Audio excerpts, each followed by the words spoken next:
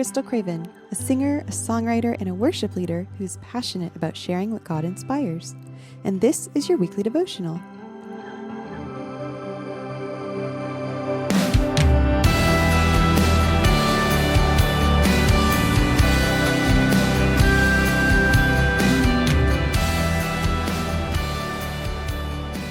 James 1:2-3 says, "Count it all joy, my brethren, when you meet trials of various kinds, for you know that the testing of your faith produces steadfastness."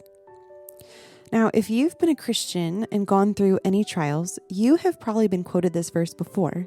And most of the time, the focus is on counting it joy when you're meeting these trials. But today, let's focus on the second half of the verse and the reason in which we can count it all joy.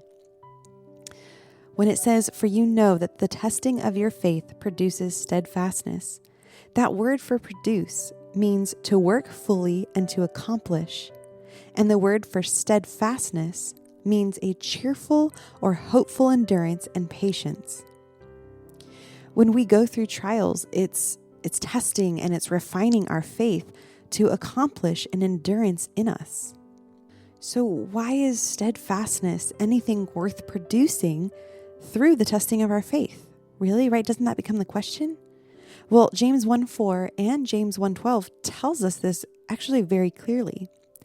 James 1:4 says, "And let the steadfastness have its full effect, that you may be perfect and complete, lacking in nothing."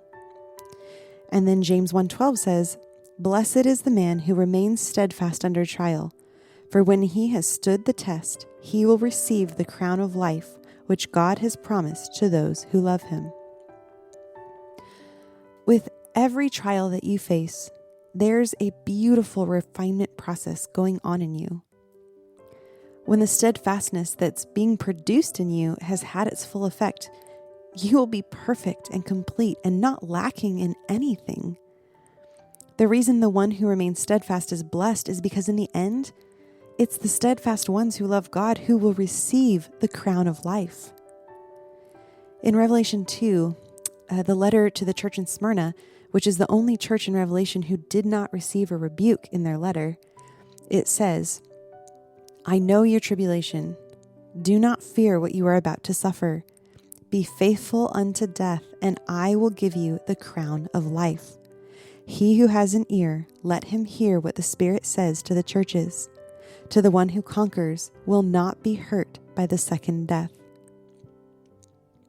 The end goal is not steadfastness in itself. It's that full effect, the completion of our faith in Christ Jesus and the crown of life that awaits the faithful ones. The trials that you're facing right now have a purpose and are working something beautiful in you. Even if it's something that began from evil and it was afflicted upon you, God is still using it for your good. And as the author of your faith, He will bring it to completion. And I do know the refining fire, it hurts and it burns away impurities in us and it softens us up to a place of being shaped by our Maker. But it's working its way to a full effect in you. That day when you take your last breath here on earth and you open your eyes to see Jesus, the steadfastness, that hopeful endurance that was produced in your trials will in no way put you to shame. On the contrary, actually, you will receive the crown of life, which God promises you. All the pain, the tears, the sleepless nights, the bad memories, the times of weariness, all of it will have been worth it all because Jesus is worth it all. As you face today and the days to come, I encourage you, put on that lens of remembrance that your endurance through your trials is not meaningless. It has purpose for eternity to come.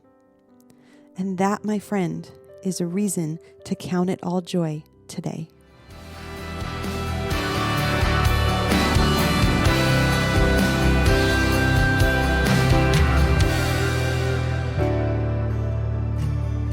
For blogs, written devotionals, and originally written songs, visit crystalcravenmusic.com, and that's Crystal with a K.